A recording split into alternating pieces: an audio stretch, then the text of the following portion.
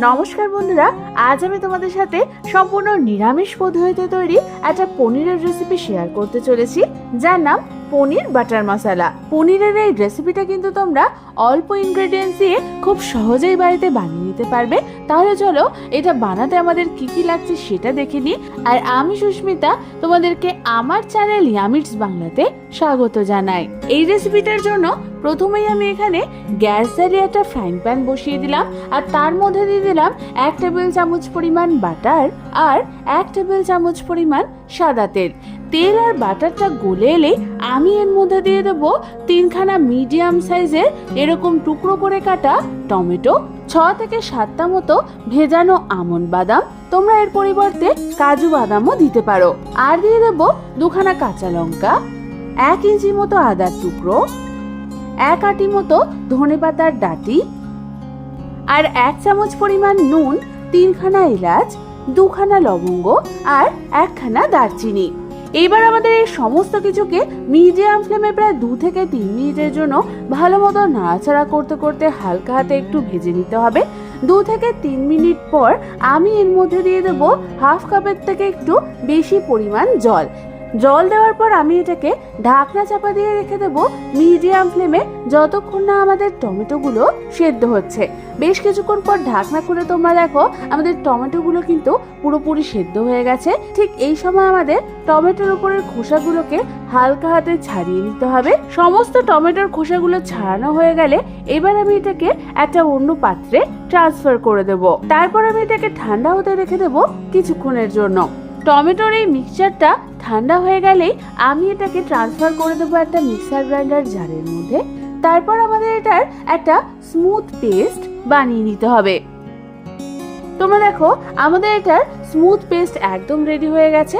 এবার এটাকে সরিয়ে রেখে অন্যদিকে আমি গ্যাস জ্বালিয়ে একটা কড়াই বসিয়ে দিলাম, আর তার মধ্যে দিয়ে দিলাম প্রায় 2 টেবিল চামচ পরিমাণ সাদা তেল। আর অন্যদিকে আমি একটা বাটির মধ্যে নিয়ে নিলাম কিছুটা পরিমাণ জল, আর জলের মধ্যে আমি দিয়ে দেবো কিছুটা পরিমাণ নুন। এই নুন জলের মিশ্রণের মধ্যে কিন্তু আমাদের পনিরগুলোকে ভিজাতে হবে। এবার অন্যদিকে আমি নিয়ে নিয়েছি প্রায় 300 গ্রাম মতো পনিরগুলোকে আমি এরকম ছোট ছোট কিউব করে কেটে নিয়েছি। এবার একে একে এই পনিরগুলোকে আমি ওই তেলের মধ্যে ছেড়ে দেব।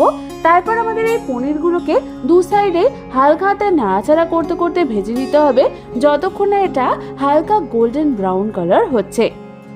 তোমরা দেখো আমাদের পনিরগুলো কিন্তু 2 সাইড দিয়ে ভালো মতো গোল্ডেন করে ভাজা হয়ে গেছে। এবার এই এক এক করে পনিরগুলোকে তুলে আমি বানিয়ে রাখা ওই নুন জলের মিশ্রণের মধ্যে এগুলোকে দিয়ে দেব। এর ফলে তোমাদের পনিরের ভেতরে নুনটাও ঢুকবে আর পনিরটাও সফট হবে। আমাদের কিন্তু একে একে সমস্ত পনিরগুলোই ওই নুন জলের মধ্যে দেওয়া হয়ে গেছে। এবার অন্যদিকে ওই পনির ভাজার তেলের মধ্যেই আমি দিয়ে দেব আরো 1 টেবিল চামচ পরিমাণ বাটার। তারপর ওর মধ্যে আমি দিয়ে দেবো বানিয়ে রাখা ওই টমেটোর মিশ্রণটা, আর দিয়ে দেবো ওই মিক্সার গ্রাইন্ডার জার ধোয়া 1/2 কাপ পরিমাণ জল।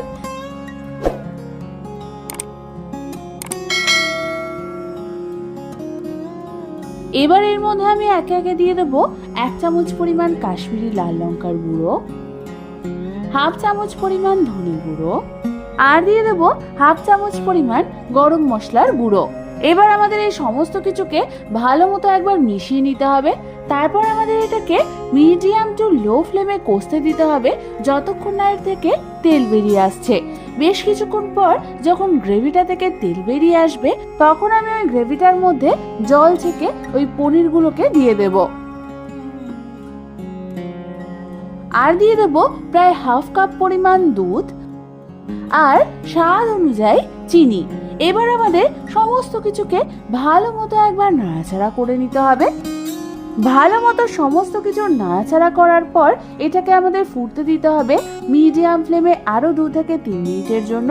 2 থেকে 3 মিনিটের পর যখন গ্রেভিটা একটু ঠিক হয়ে আসবে তখন আমি এর মধ্যে দিয়ে দেব প্রায় 2 টেবিল চামচ পরিমাণ ফ্রেশ ক্রিম, 1 চামচ পরিমাণ কসুরি মেথি, আর 1 টেবিল চামচ পরিমাণ কুচনো ধনেপাতা, আর 1 চামচ পরিমাণ বাটার। এবার আমাদের সমস্ত কিছুকে হালকা হাতে একবার ভালো করে মিশিয়ে নিতে হবে।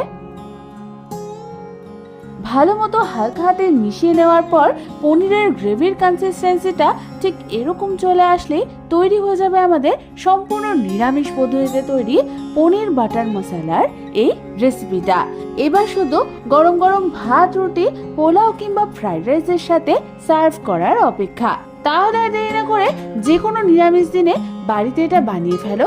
আশা করি তোমাদের খুবই ভালো লাগবে খেতে।